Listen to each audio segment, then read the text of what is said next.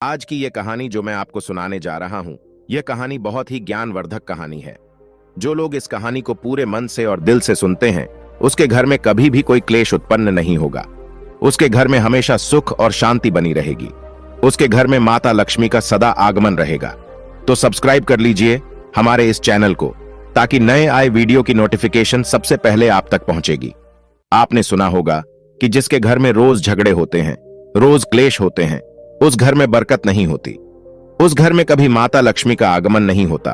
और जिसके घर में सुख शांति होती है, उसके घर में सुख समृद्धि का आगमन होता है और माता लक्ष्मी का निवास उसके घर पर सदा बना रहता है। इस कहानी को सुनने के बाद हमें यह पता चल जाएगा कि हमें घर में लड़ाई झगड़ा क्यों नहीं करना चाहिए, और जिसके घर में लड़ाई झगड़े होते हैं वो उन लड़ाई झगड़ों को कैसे रोक सकता है, क्योंकि घर में सुख शांति का होना बहुत जरूरी है। क्योंकि जहां सुख शांति होती है वही माता लक्ष्मी निवास करती है। जहां क्लेश उत्पन्न होते हैं, लड़ाई झगड़े उत्पन्न होते हैं, वहां माता लक्ष्मी का वास नहीं होता, वहां दुख और दारिद्र्य का निवास होता है। हो सके तो इस कहानी को पूरा सुने। यह कहानी आपके जीवन में बहुत सीख देगी। यह बहुत ही ज्ञानवर्धक कहानी है, इसे जरूर सुने। एक मोर और मोरनी की कहानी। इससे पहले कि आप हमारी कहानी में खो जाए, चैनल को सब्सक्राइब करना ना भूले। चलिए कहानी शुरू करते हैं। एक जंगल में एक मोर और मोरनी रहते थे। मोर और मोरनी बहुत हंसी खुशी जंगल में रहते थे। एक दिन मोरनी मोर से कहती है, पिया जी, हमें यहां से चलना चाहिए। हमें वहां चलना चाहिए जहां हमारे समाज के लोग रहते हैं। काफी सारे मोर मोरनी रहते हैं, हमें वहां चलना चाहिए। मोर मोरनी से कहता है, प्रिय, अगर हम वहां चलेंगे तो रोज लड़ाई झगड़े होंगे। हम दोनों यहां जंगल में कितना सुकून से रहते हैं, वहां जाने की क्या जरूरत है। लेकिन मोरनी जिद करने लगती है तो मोर भी मान जाता है। मोरनी की जिद करने पर वो दोनों उड़कर एक नगर में आ जाते। उस नगर का राजा पशु पक्षियों की भाषा को अच्छी तरह से समझता था। कराव शास्त्र की पढ़ाई की थी। कराव शास्त्र का मतलब यही होता है कि पशु पक्षियों की भाषा को समझ पाना। वह राजा सभी प्रकार के पशु पक्षियों की आज को समझ पाता था। हर जीव जंतु की आवाज को वह बखूबी समझता था कि वह क्या कह रहा है। दोनों मोर और मोरनी उसी नगर में आ जाते हैं।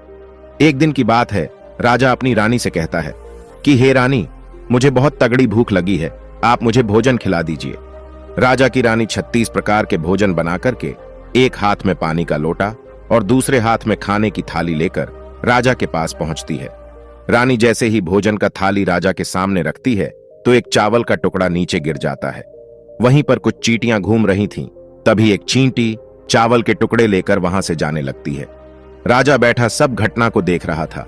उस चींटी के पास में तुरंत ही एक बड़ा चींटा आता है और वह चींटा उस चींटी से कहता है, हे प्रिय, यह चावल का टुकड़ा मुझे दे दीजिए और तुम वापस जाओ और उस राजा की थाली से दूसरा चावल का टुकड़ा लेकर आओ। उनकी बातों को राजा पूरी तरह से सुन रहा था, क्योंकि राजा हर जानवर, पशु और पंछी की भाषा को समझ सकता था। तो राजा वहीं बैठा रहा था जब चींटा चींटी से यह बात कह रहा है कि नहीं, मैं नहीं जाऊंगी। अगर यह बात राजा को पता चल जाएगी तो राजा मुझे मार देगा। फिर चींटा चींटी से कहता है कि तुम जाओ, राजा को नहीं पता चलेगा। चींटी फिर जाने की कोशिश तो करती है, लेकिन फिर आधे रास्ते से वापस चली आती है और चींटा से कहती है, नहीं, मैं नहीं जाऊंगी। हो सकता है राजा को पता चल जाए और राजा मुझे मार देगा। राजा उन दोनों को देख रहा था। चींटा को इस बात का भान हो जाता है कि राजा हमारी बात को समझ रहा है। चींटा फिर चींटी से कहता है, देखो, लगता है राजा हमारी बात को समझ रहा है। राजा ने हमारी बातों को सुन लिया है, इसीलिए वो हमें ही देख रहा है। चींटा चींटी से कहता है, अगर राजा ने हमारी बातों को सुन लिया है और राजा किसी और को बताया तो उसी समय पत्थर का बन जाएगा। राजा चींटा और चींटी की बात को बखूबी सुन लेता है और समझ लेता है। राजा इस बात को सुनकर हंसने लगता है। जैसे ही राजा को हंसी आने लगती है, राजा की रानी रसोई से बाहर आती है। वह जैसे ही रसोई से बाहर निकलती है, राजा उसे हंसते हुए दिखाई देता है। रानी राजा को हंसते हुए देखकर सोचने लगती हैं कि शायद मुझसे कोई गलती हुई है, इसीलिए राजा साहब हंस रहे हैं। रानी राजा के पास आती है और कहती है, हे महाराज, क्या मुझसे कोई पाप हुआ है? क्या मुझसे कोई गलती हुई है कि आप इतनी जोर से हंस रहे हैं?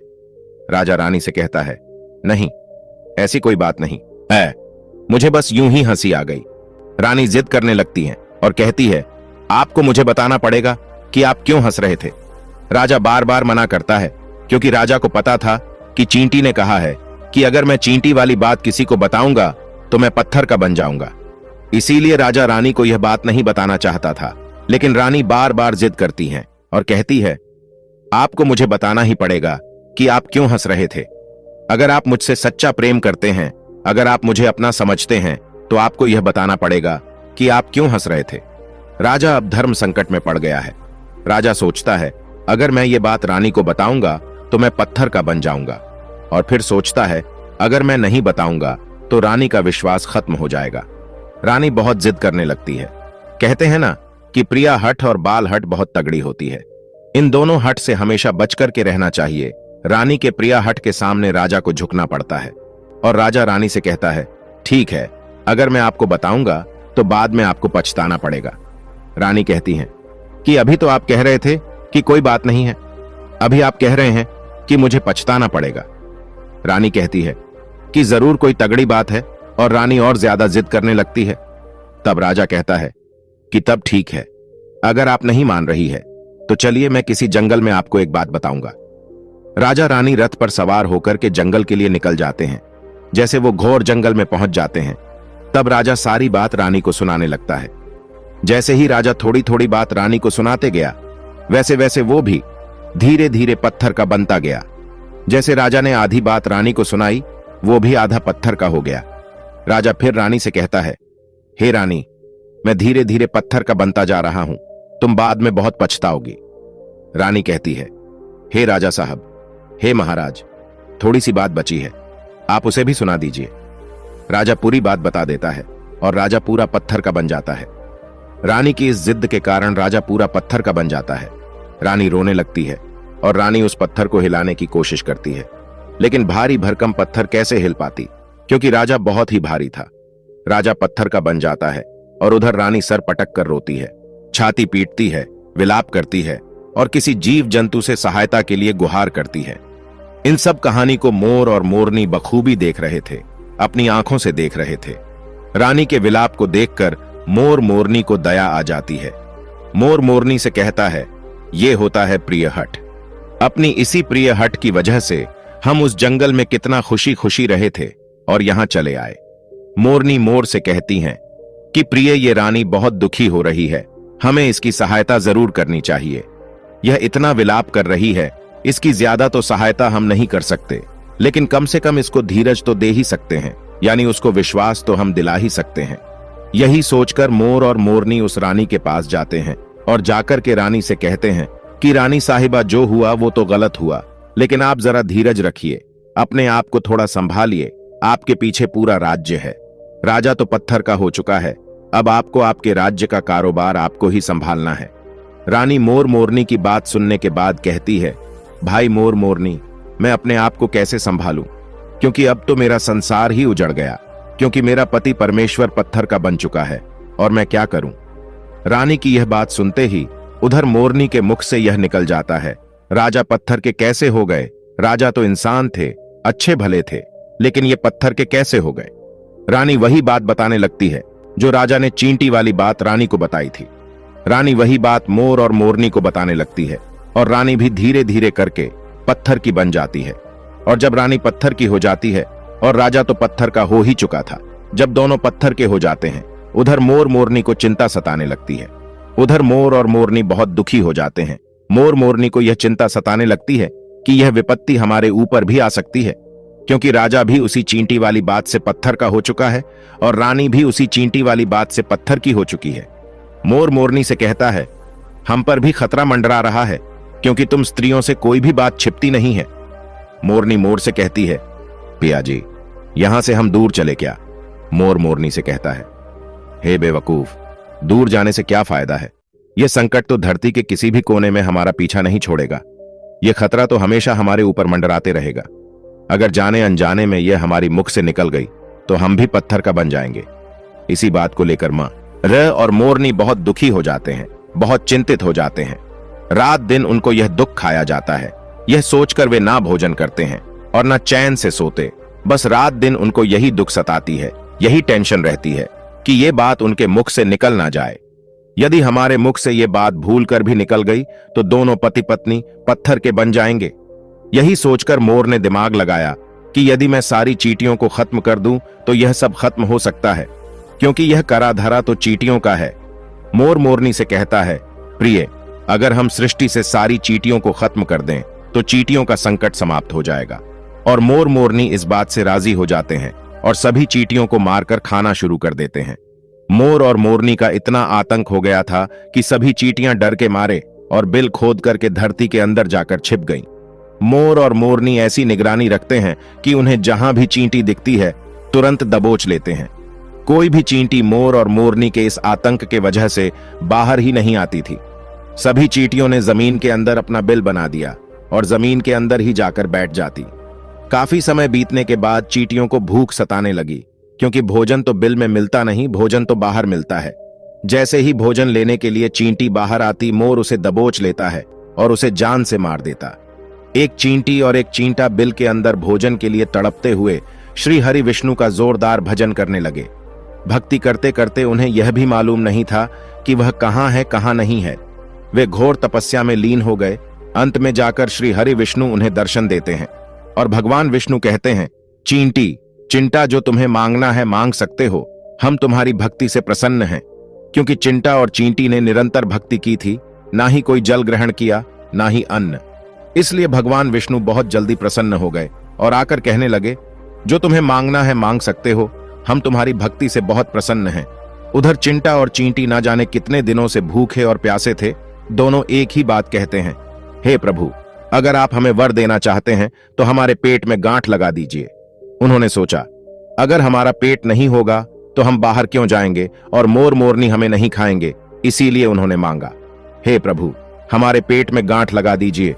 भगवान विष्णु कहते हैं, तथास्तु, और चींटियों के पेट में गांठ लग जाती है। आज भी उन चींटियों के पेट में गांठ लगी हुई है, चींटियों का पेट नहीं होता। फिर चिंटा और चींटी भगवान विष्णु से कहते हैं, प्रभु, हमारे पेट में तो गांठ लग गई है, लेकिन अभी भी हमें मोर और मोरनी से खतरा है। मोर और मोरनी हमारे इंतजार में अभी भी ऊपर जमीन पर बैठे हैं और जैसे ही वे लोग हमें देखेंगे वो हमें मार देंगे। भगवान विष्णु मोर से कहते हैं, हे मोर, तुम चींटियों का शिकार करना बंद कर दो। इसमें चींटियों का कोई दोष नहीं है। जो दोषी था वो राजा था, क्योंकि राजा ने कराओ शास्त्र की पढ़ाई की थी, इसीलिए वह सभी जीव जंतु की भाषा को समझने में सक्षम था। उसके साथ साथ वो जिन भाषा को समझता था उनका रूप बदलने में भी सक्षम था। पशु पक्षियों का वह रूप धारण किया करता था और जब वह राजा रूप धारण करता था उन पक्षियों के साथ संभोग भी किया करता था। और जब वह पशु पक्षी गर्भ धारण करते थे तो वह उन्हें छोड़ करके इंसान बन जाता था और फिर ऐसी पशु पक्षियों पर वह जोर से हंसता था। इसकी ऐसी मूर्खता के कारण ही आज यह राजा पत्थर का बना पड़ा है। मोर कहता है, हे प्रभु, उनकी पत्नी का, उनकी रानी का क्या दोष है? श्री हरि विष्णु कहते हैं कि उनकी पत्नी भी उनके इस पाप में भागीदारी है, क्योंकि उनकी पत्नी अगर उनको रोकती तो वह इतना बड़ा पाप नहीं करता। इसीलिए उनकी रानी भी इस पाप की भागीदारी है, इसलिए आज वो भी पत्थर की बन चुकी है। श्री हरि के समझाने के बाद मोर उनसे कहता है, हे प्रभु, पर इस बात को हम किसी और से कहेंगे जो कि रानी ने हमें सुनाई है, तो क्या हम पत्थर के बन जाएंगे? श्री हरि विष्णु कहते हैं कि तुम्हारा यह श्राप अब समाप्त हो चुका है। तुम्हें किसी से कहने पर कोई फर्क नहीं पड़ेगा। आप किसी से भी कह सकते हैं, तुम्हारे ऊपर से खतरा टल चुका है। मोर और मोरनी बड़े प्रसन्न हो जाते हैं। उनकी खुशी का कोई ठिकाना नहीं था। श्री हरि विष्णु अंतर्ध्यान हो जाते हैं और चले जाते हैं। और इधर मोर मोरनी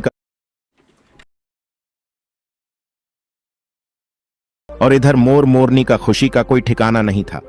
अगर किसी जानवर को, किसी पशु को खुशी होती है तो वह झूमने लगता है, नाचने लगता है। यही बात मोर के साथ हुआ। मोर को जब यह पता चला कि उनके ऊपर से खतरा टल चुका है तो वो खुशी में नाचने लगा, जोरदार नाचने लगा। उसकी खुशी का कोई ठिकाना नहीं था। वह खुशी के मारे पागल हो रहा था। फिर जैसे ही मोर खुशी के मारे अपने पैरों के नीचे देखता है कि फटे बदसूरत पैर मोर के बने हुए थे। मोर अपने पैरों को दे कर रोने लगता है। मोर सोचने लगता है कि पहले मेरे पैर इतने सुंदर थे, लेकिन आज इतने फटे और गंदे कैसे हैं? मेरा पूरा बदन सुंदर है, लेकिन मेरे पैर इतने फटे और बदसूरत कैसे हैं? मोर के पैरों के फटने का कारण चींटी खाना था, क्योंकि उसने बहुत सारी चींटियां मार मार कर खा गई थीं और मोरनी भी उन्हें खा गई थी, इसीलिए उनके पैर फट गए थे। आज भी कोई इंसान अगर चींटी खाता है तो उसके शरीर में छोटे छोटे दाने पड़ जाते हैं। यदि आप ज्यादा मात्रा में चींटी खाओगे तो आपका बदन भी फटने लगेगा। सांप केंचुली क्यों छोड़ता है? क्योंकि सांप चींटी खाता है और इसीलिए उसके शरीर में फट जाता है, अलग हो जाते हैं। इसी तरह मोर के पैर फट गए थे और वे बदसूरत हो गए थे, इसलिए मोर अपने पैरों को देखकर जोर जोर से रोने लगा। मोरनी मोर को धीरज रखवाती है और कहती है, जो हुआ वो तो हो गया, रोने से क्या होगा। मोर नाचता और जोर जोर से रोता है, इसलिए उसकी आंखों से आंसू की धारा बह रहे थे। मोरनी मोर को धीरज रखवाती है और उसके आंसुओं को नीचे गिरने से रोकती, लेकिन रोक नहीं पाती। मोरनी के हाथ तो है नहीं, लेकिन अपनी चोंच से एक एक आंसू को उठाती और अपने मुख में रखने की कोशिश करती, लेकिन कितना अपने मुख में रखती, सीधे मोरनी के पेट में चले जाते। इस तरीके से हर बार मोरनी मोर के आंसुओं को रोकती और मोर नाचता और खूब जोर जोर से रोता। मोर के आंसुओं को देखकर और मोरनी के प्यार को देखकर भगवान श्री हरि फिर से दर्शन देते हैं और मोरनी को आशीर्वाद देते हैं और कहते हैं कि तुम्हारा प्रेम ऐसे ही सदा बने रहे। इस आशीर्वाद के वजह से, अब इसे आशीर्वाद समझिए या श्राप, इसकी वजह से मोर कभी संभोग नहीं कर पाता, क्योंकि मोर जब नाचता है तो उसकी आंखों से आंसू गिरते हैं और उन आंसुओं को मोरनी चुगती है और उसी आंसुओं के कारण मोरनी गर्भवती हो जाती है। भगवान श्री हरि मोर और मोरनी को आशीर्वाद देते हैं और कहते हैं कि तुम्हारी भक्ति धन्य है और तुम धन्य हो। एक समय ऐसा भी आएगा कि तुम्हारे पंख को मुकुट बनाकर धारण करेंगे। इसलिए कहते हैं, श्री कृष्ण के रूप में श्री हरि धरती पर आते हैं तो वह मोर का पंख अपने मुकुट में धारण करते हैं। इस कहानी में बस इतना ही, और हम आशा करते हैं कि इस कहानी से आपको बहुत कुछ सीखने को मिला होगा।